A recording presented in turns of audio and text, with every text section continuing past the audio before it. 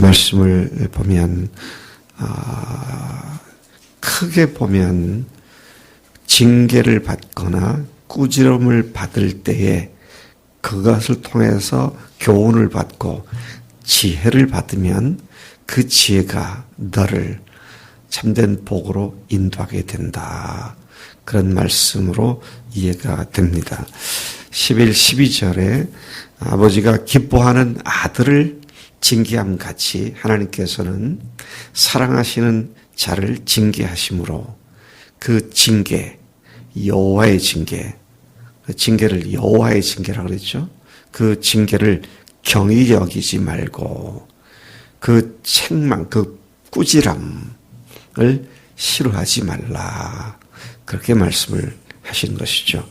우리가 부활하셔서 살아계시는 예수님을 주님으로 모신 자로서 세상에서 살아가면서 종종 하나님의 징계를 받을 때가 있습니다. 기대한 일이 잘 안 되거나 예상치도 못했던 어려운 일이 발생했을 때에 우선 우리가 그 일을 직면할 때 돌아봐야 할 것은 혹시 이 문제, 이 어려움이 나를 사랑하신 하나님의 징계인가를 곰곰이 잘 생각해 보아야 합니다. 그것이 징계라면 주님이 우리의 어떤 연약한 부분을 강화시켜 주시기 위함인 줄을 믿고 그것을 적극적으로 보완하는 일에 집중함이 마땅한 일이다. 오늘 11, 12절은 하나님의 징계에 대한 말씀을 그렇게 하고 있습니다. 그래서 그렇게 해서 얻게 된 지혜가 우리를 어떻게 하느냐. 13절부터 18절까지 그렇게 함으로 얻게 되는 하나님의 지혜와 명철을 얻는 자는 복을 취하는 자가 되는 것이다. 그렇게 얻은 지혜는 은을 얻는 것보다 낫고 또 그 지혜로 말미암는 유익은 순금, 정금을 얻는 것보다 낫다. 그렇게 말을 합니다. 그렇게 얻은 지혜는 진주보다 귀하고 내가 갖기로 하는 그 어떤 것에도 이것을 비할 바가 못 된다.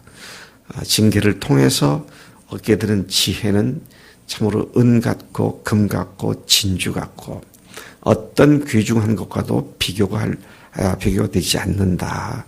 그런 말씀을 하고 있습니다. 16절을 통해서 보면 징계를 통해 하나님의 지혜를 얻는 자의 오른손에는 장수함이 있고 왼손에는 부귀영화가 있기 때문에 그 길은 즐겁고 평화로운 길이다. 자, 참 이 말씀을 우리가 말씀을 보면 부귀영화, 무병장수, 이게 다 한국 사람들이 퉁쳐서 좋아하는 말 아닙니까? 근데 그 비결이 뭐냐 할 때 하나님께로부터 지혜를 얻고 그 지혜의 복을 누리게 될 때 이런 것들이 가능해진다.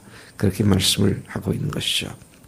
뿐만 아니라 17절에서는 그 지혜를 쫓아가는 길은 즐겁고 평화로운 길이다. 18절에 보면 현대인의 성경을 그대로 18절 인용해왔는데 지혜는 그것을 얻은 자에게 생명나무와 같은 것이다. 그래서 지혜를 가진 자가 참으로 복이 있다. 그렇게도 말씀합니다. 지혜가 가져주는 복이 그런 것인데 특히 징계를 받을 때 주시는 지혜는 이 모든 복을 누리게 해주는 특별한 복이라는 사실을 말씀해 주고 있는 것이죠. 자, 19절, 20절에 가서 보면 그런데 이런 지혜는 하나님께서 땅에 터를 놓으실 때 또 명철로 하늘을 견고히 세우실 때에 그리고 깊은 바다를 갈라지게 하실 때에 공중에서 이슬이 내리게 하실 때 작동하는 지혜다. 참 하나님의 지혜, 우리가 어려움을 통해서 얻게 된 하나님의 지혜라고 하는 것이 온 우주 만물, 특히 지구를 만드시고 또 바다와 육지를 나누시고 또 공중에서 이슬이 내리게 할 때 작동하고 있는 그 지혜가 바로 너희들이 하나님께로 받게 되는 그런 지혜다. 제가 이 말씀보다 또 깜짝 놀랐어요. 깊은 바다를 갈라지게 하신 지혜다. 아니 솔로몬 때가 지금부터 3,500년 정도 전인데, 그렇죠? 아니 솔로몬 다윗 때니까 3,000여 년 전인데 이때 바다가 갈라졌다는 얘기를 이때 했구나. 여러분 그런 지도 종종 보셨죠? 미국 대륙이 어딥니까? 아프리카로부터 이렇게 갈라져 떨어져 나와서 남북 아메리카가 쫙 대륙에 떨어져 나와서 그 대륙이 갈라져 가지고 바다가 생겼고 그런 것들을 이렇게 보게 되는데 이거 언제적 얘기인데 이 말을 이때부터 했나 놀라운 그런 사실을 보게 됩니다. 21절부터 24절까지 그러므로 아들아 완전한 지혜와 근신을 고이 간직하여 내 눈앞에 항상 그 지혜와 근신이 있도록 해라. 역시 현대인 성경을 보니까요. 21절을 이렇게 말하고 있습니다. 아들아 건전한 지혜와 분별력을 잘 간직하고 그것이 내게서 떠나지 않게 하라. 그렇게 할 때 다음과 같은 복이 항상 임하게 될 것이다. 그래서 지혜를 모시고 사는 자들, 주님을 모시고 사는 자들, 주님과 함께 매일 매 순간을 동행하는 사람들이 얻게 되는 누리게 되는 복을 22절은 그것이 내 영혼의 생명이 되며 내 목의 장식이 된다. 지혜가 내 영혼을 생명력과 활력을 넘치게 하며 너를 돋보이게 하는 목의 장식품이 될 것이다. 참 너를 이게 탁월하게 뛰어나게 보이는 존재가 되게 지혜가 그렇게 할 것이다. 또 23절 지혜가 너로 평안한 길을 가게 하고 내 발걸음에 거칠 것이 없게 할 것이며 네가 하루 일과를 마치고 두려움 없이 잠자리에 누울 수 있게 해주며 또 내가 누우면 곧바로 단잠을 이루게 해준다.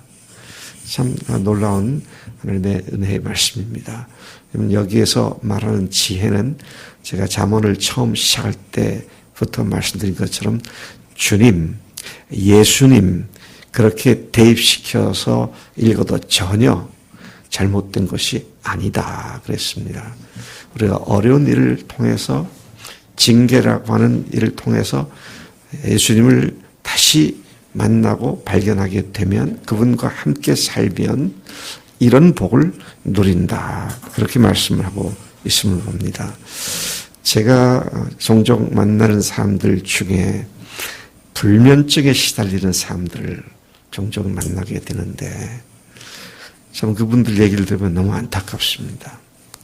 아무리 해도 잠을 못 자고 밤을 꼴딱 새우고 근데 지혜를 따라 사는 사람은 하나님께서 단잠을 주신다. 깊은 잠을 주신다.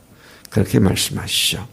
25절, 26절 그렇기 때문에 그 지혜를 붙잡고 사는 너는 갑작스러운 공포도 악인의 당치는 멸망도 두려워하지 말라.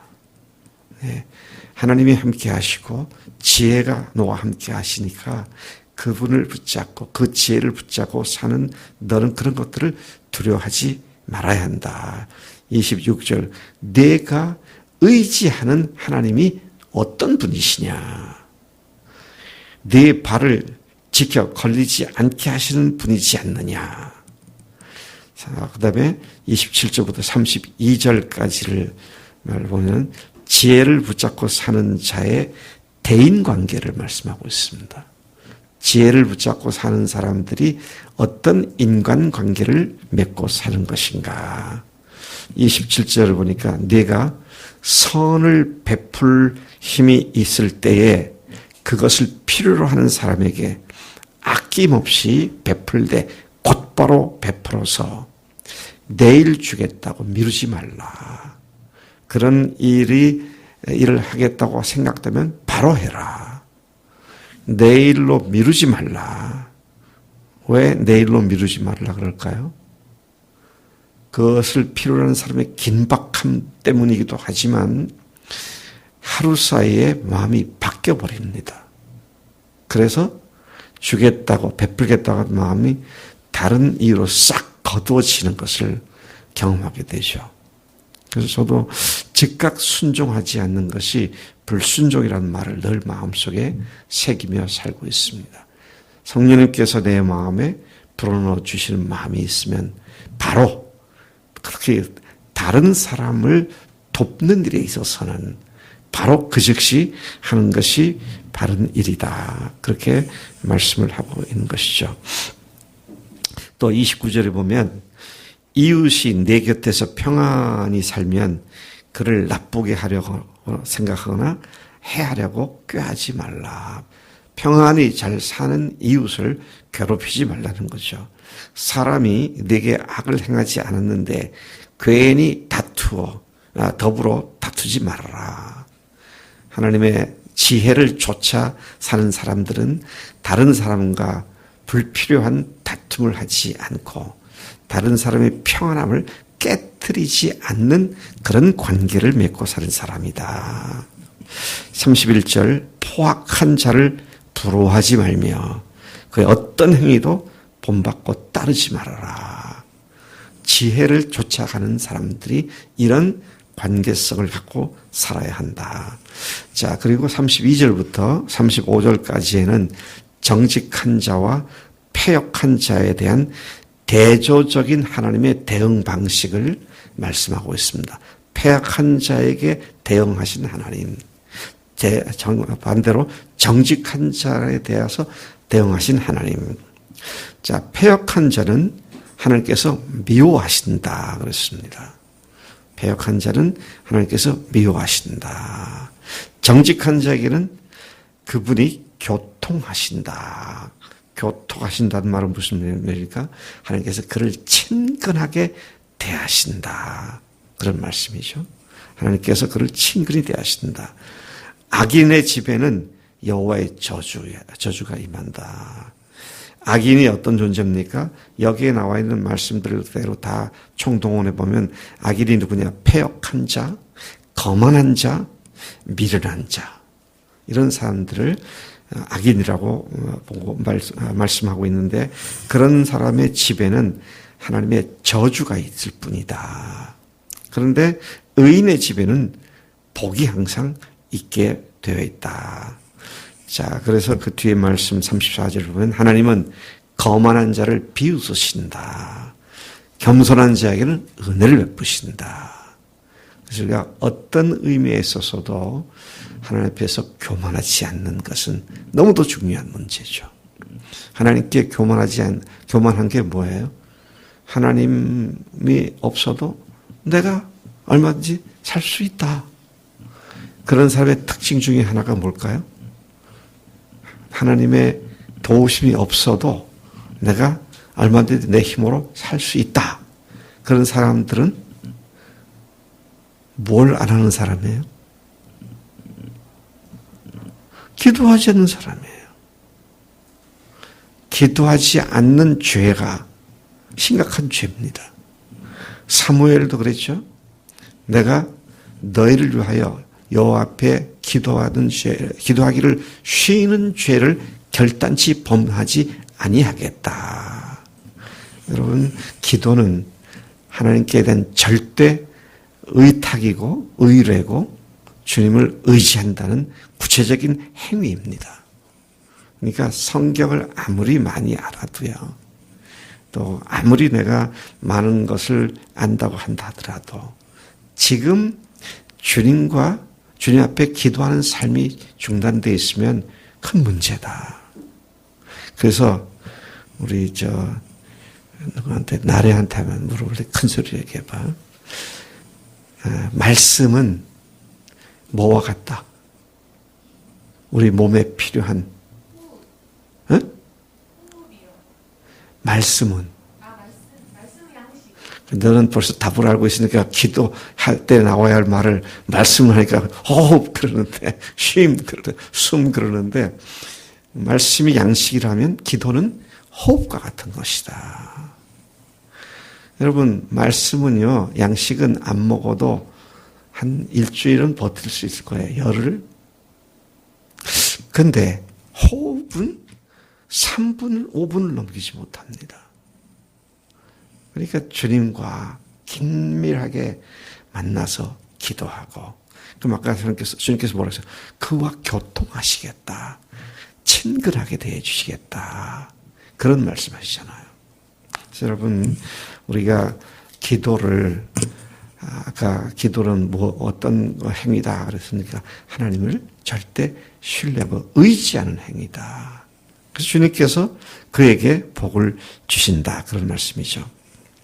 자, 그래서 지혜로운 거만한 자에 대해서는 하나님께서 비웃으시고 겸손한 자에게는 은혜를 베푸시고 35절 지혜로운 자는 영광을 기업으로 받으며 미련한 자의 성공과 번영은 오히려 수치가 된다. 자, 이 말씀을 다시 정리해서 보면 정직한 자, 의인, 겸손한 자, 지혜로운 자 이런 사람은 하나님의 징계를 받고 그 속에 하나님의 교훈과 지혜를 붙잡는 자들을 지칭하는 말입니다. 어려움을 당했을 때 빨리 거기에서 하나님이 하시는 말씀과 가르쳐주는 지혜의 말씀을 붙잡고 그렇게 사는 자가 참으로 정직한 자, 의인, 겸손한 자, 지혜로운 자다. 또 패역한 자는 어떤 자입니까? 악인, 거만한 자, 미련한 자는 징계를 받고도 그 가운데에서 하나님의 교훈을 받지 않고 지혜를 붙잡지 않고 여전히 자신의 생각과 논리를 따라 사는 자다. 그래서 여러분 우리가 경험하는 어떤 일도 우발적으로 그냥 아무렇게나 막연히 갑자기 우연히 당한 일은 아무도 없다. 범사에 그를 인정하라고 한 지금 3장 말씀의 연속선상에서 오늘 아침에 나온 말씀이죠. 따라서 이 어려움이 나에게 주시는 하나님의 징계 꾸준함인가? 그렇다면 그것을 내가 붙잡고 주님 앞에서 교훈 받을 것을 받고 그렇게 살 때 우리가 넘어지지 아니한다. 특별히 예수님이 부활하신 주님이 살아계셔서 지금 우리와 함께 하시는데 그분과 함께 매일 매 순간을 동행하며 살 때 우리를 평안한 길로 또 성공의 길로 인도하신 줄로 믿습니다. 하나님 아버지 저희들이 잔잔한 주의 말씀 잠언 말씀을 통하여 또다시 이 아침 권고를 받고 격려를 받고 위로를 받고 도전을 받게 하시니 감사합니다. 우리가 모든 상황에서 하나님의 말씀과 지혜를 얻는 은혜를 한순간도 놓치지 않도록 우리에게 복 주시는 주님이심을 믿습니다. 하나님 크고 작은 많은 일들 가운데 하나님께서 우리에게 가르치고자 하시는 교훈을 놓치지 않고 붙잡고 주님 앞에 온전히 엎드려 그 주님의 지혜를 붙잡고 사는 우리가 되도록 권고해 주시니 하나님 오늘도 남은 여생도 모든 일에 주님을 인정하며 주님께서 하시는 말씀을 듣고 지혜를 얻고 사는 우리가 되기를 소망합니다. 주님 그렇게 해 주실 줄로 믿습니다. 그렇게 살겠습니다. 감사하고 예수님의 이름으로 기도를 삼나이다. 아멘. 아멘.